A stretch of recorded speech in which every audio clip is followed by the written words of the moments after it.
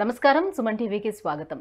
మహాశివరాత్రి యొక్క విశిష్టత ఏంటి? ఈ మహాశివరాత్రి రోజున పరమేశ్వరుని ప్రసన్నం చేసుకునేందుకు ఎటువంటి పూజా కార్యక్రమాలను అవలంబించుకోవాలి అని ఇత్యాది విషయాలను తెలియజేసేందుకు మనతో పాటు ఉన్నారు ప్రముఖ ఆధ్యాత్మికవేత్త, జ్యోతిష శాస్త్ర నిపుణులు బ్రహ్మశ్రీ నందిపట్ల శ్రీహరి శర్మ గారు. గురుగారు నమస్కారం అండి. వాగర్థావివ సంపృక్తౌ వాగర్థ ప్రతిపత్తయే జగతః పితరౌ వందే పార్వతీ పరమేశ్వరౌ. అన్నపూర్ణే సదాపూర్ణే శంకరః ప్రాణవల్లభే జ్ఞానవైరాగ్య సిద్ధ్యర్థం భిక్షాం దేహి చ పార్వతి. మాతా చ పార్వతీదేవి పితా దేవో మహేశ్వరః బాంధవా శివభక్తాశ్చ స్వదేశో భువనత్రయం. సదాశివసమారంభాం శంకరాచార్య మధ్యమాం అస్మదాచార్యపర్యంతం వందే గురుపరంపరాం. ఆదిత్యాయ చ సోమాయ మంగళాయ బుధాయ చ గురుశుక్రశనిభ్యశ్చ రాహవే కేతవే నమః. శృంగేరి జగద్గురు పీఠాధిపతులు శ్రీ శ్రీ శ్రీ భారతీ తీర్థ మహాస్వాముల వారికి, శ్రీ శ్రీ శ్రీ విధుశేఖర భారతీ తీర్థ మహాస్వాముల వారికి, కంచి కామకోటి పీఠాధిపతులు శ్రీ శ్రీ శ్రీ విజేంద్ర సరస్వతి మహాస్వాముల వారికి ప్రణామములు తెలియజేసుకుంటూ కార్యక్రమాన్ని ప్రారంభిద్దాం. గురుగారు, ఈరోజు శివరాత్రి. ఈ మహాశివరాత్రి యొక్క విశిష్టత ఏంటి? ఈ శివరాత్రి రోజున ఆ పరమేశ్వరుని ప్రసన్నం చేసుకునేందుకు ఎటువంటి పూజలు చేసుకోవాల్సిన అవసరం ఉంటుంది మనకి? మహాశివరాత్రి, జన్మకో శివరాత్రి అంటుంటారు. అయితే వీక్షించేటువంటి సుమన్ టీవీ ప్రేక్షకులకి శివరాత్రి అనగానే మాఘమాసంలో వచ్చేటువంటిది ఆ శివరాత్రినే ప్రధానంగా అనుకుంటారు. కానీ ప్రతి నెలలో కూడా ఒక మాస శివరాత్రి అని ఉంటుంది, పక్ష శివరాత్రి అని ఉంటుంది, నిత్య శివరాత్రి అని కూడా అంటారు, అలాగే మహాశివరాత్రి అని అంటారు. అయితే ఈ శివరాత్రి అనేటువంటి పదము మనకు వాడుక భాషలోకి రావడానికి ప్రధానమైనటువంటిది ప్రతి నెలలో ఒక రోజు అనేటువంటిది మనం నిర్ణయించుకున్నాం శాస్త్ర ప్రకారం. అంటే ఈ శివరాత్రి అనేటువంటిది అత్యంత విశేషమైనటువంటిది మాఘమాసంలో. ఈ శివరాత్రి యొక్క విశిష్టత ఏమిటి అని అంటే, శివుడి యొక్క లింగాకారము వెలిసినప్పుడు ఆది అంతము తెలుసుకోలేకపోయినటువంటి సమయంలో బ్రహ్మ విష్ణువుల మధ్య వచ్చినటువంటి వాగ్వివాదాలు జరిగినప్పుడు ఆ సందర్భంలో పరమేశ్వరుడు ప్రసన్నుడై ఈ యొక్క శివలింగాకారంగా వెలిసినటువంటిది. అందుకనే ఈ శివరాత్రి రోజునే ఆ ఒక్క శివరాత్రి మాఘమాసంలో వచ్చే మాస శివరాత్రి మహాశివరాత్రి అవుతుంది. ఆ రోజున మాత్రమే లింగోద్భవ కాలము అని అంటారు. కాబట్టి ఆ లింగోద్భవ కాలంలో ఒక్క మారేడు దళము పెట్టినా చాలు కోటి జన్మల పాపం నశిస్తుంది అని అంటారు.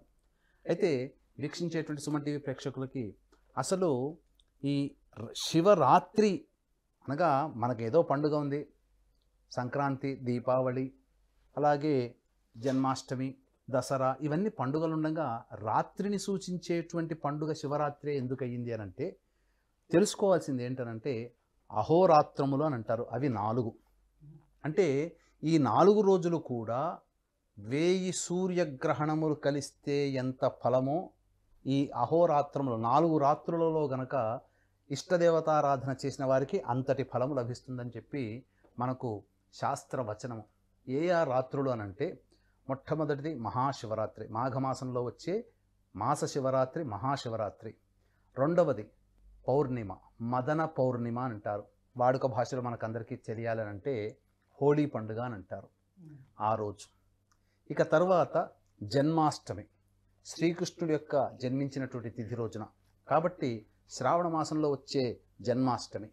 ఇక 4వది భూభారాన్ని తగ్గించడానికి సతీ సమేతుడై నరకాసుర వధ చేసినటువంటి శ్రీకృష్ణ భగవానులకు సంబంధించినటువంటిది దీపావళి. కాబట్టి ఈ 4 రోజులు కూడా అత్యంత పవిత్రమైనటువంటివి, అత్యంత ప్రాశస్త్యమైనటువంటిది.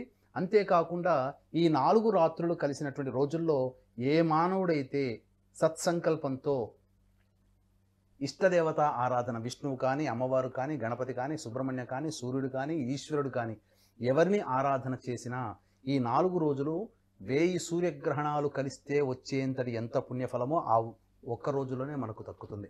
అయితే ఈ శివరాత్రి లేదా మాస శివరాత్రి అనేటువంటిది మనం చెప్పుకోవాల్సినటువంటిది ఆ రోజు నిర్ణయించాలి అని అంటే చతుర్దశి తిథి అనేటువంటిది రాత్రి వేళల్లో ఉండాలి. ఇది నియమము. రాత్రి సమయంలో చతుర్దశి తిథి ఉన్నప్పుడు మాత్రమే దాన్ని మాస శివరాత్రి ప్రతి నెలలో చూసుకోవాలి. మాఘమాసంలో వచ్చేటువంటి మాస శివరాత్రే మహాశివరాత్రి అవుతుంది. కాబట్టి ఈ మహాశివరాత్రి అత్యంత పవిత్రమైనటువంటి కాలము అని చెప్పవచ్చు. ఎందుకనంటే ఆ రోజున మానవుడు ఏది చేసినా, ఏ నామాన్ని జపించినా, ఏ పూజ చేసినా, ఏ దానము చేసినా, ఎంతటి మంచి పని చేసినా, చిన్న పని చేసినా, పెద్ద పని చేసినా ఆ ఈశ్వరుని యొక్క అనుగ్రహం వలన 1000 రెట్ల ఫలితాన్ని పొందుతారు అని చెప్పడంలో ఏమాత్రము సందేహం లేదు.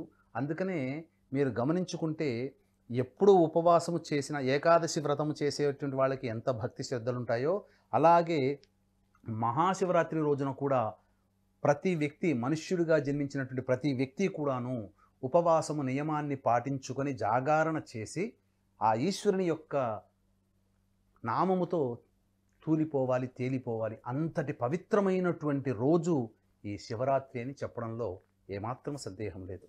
వీక్షించేటువంటి సుమన్ టీవీ ప్రేక్షకులకు భక్తిపూర్వకమైనటువంటి విజ్ఞప్తి.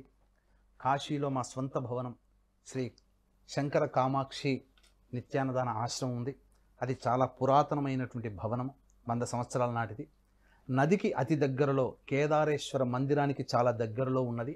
తెలుగు వాళ్ళందరూ కూడా సంచరించేటువంటి ప్రదేశంలో కేవలం 125 మీటర్లు గంగా నదికి మన ఆశ్రమానికి కేవలం 125 మీటర్ల దూరంలో ఉన్నది కాబట్టి దానిని పునరుద్ధరణ చేయాలనగా మళ్ళీ కొత్తగా అన్ని రకాలైనటువంటి వసతులతో కొత్తగా బిల్డింగ్ని కట్టాలనేటువంటి సంకల్పం జరిగింది. కాబట్టి వీక్షించేటువంటి సుమన్ టీవీ ప్రేక్షకులు రాజపోషకులు, మహారాజ పోషకులుగా లేదా కాశీలో మనవంతు సహాయంగా ఒక ఇటుకనైనా కానీ సమర్పించుకోవాలి. ఆ యొక్క శివుని యొక్క గర్భంలో మనకంటూ ఒక పేరుంటుందని ఆలోచించే వాళ్ళు ఎవరైనా భవన నిర్మాణానికి ముందుకు వచ్చే దాతలు ఎవరైనా కానీ మీ వంతు సహాయ సహకారాలు అందించి భవన నిర్మాణానికి సహాయ సహకారాలు చేయూతని ఇవ్వచ్చు.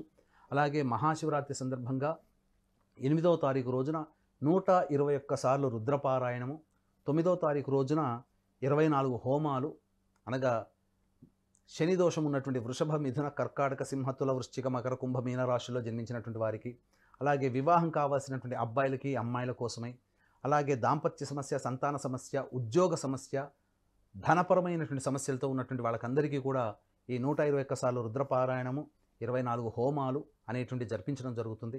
ఎవరైతే ఈ కార్యక్రమంలో పాల్గొంటారో తిరిగి వచ్చే సంవత్సరం మహాశివరాత్రి కల్లా మీ యొక్క కోరిక నెరవేరుతుంది. అది పార్వతీ పరమేశ్వరుల యొక్క అనుజ్ఞగా తీసుకొని ఈ కార్యక్రమంలో మీ యొక్క గోత్రనామాదులు నమోదు చేసుకోవచ్చు. అలాగే మహాశివరాత్రి సందర్భంగా అన్నదానం మా సొంత భవనం శ్రీ శంకర కామాక్షి నిత్యాన్నదాన ఆశ్రమంలో జరుగుతుంది. అన్నదానానికి కూడా సహాయ సహకారాలు అందించేవాళ్ళు ఈ యొక్క కార్యక్రమ తదనంతరం కాంటాక్ట్ చేసి పూర్తి వివరాలు తెలుసుకోవచ్చు.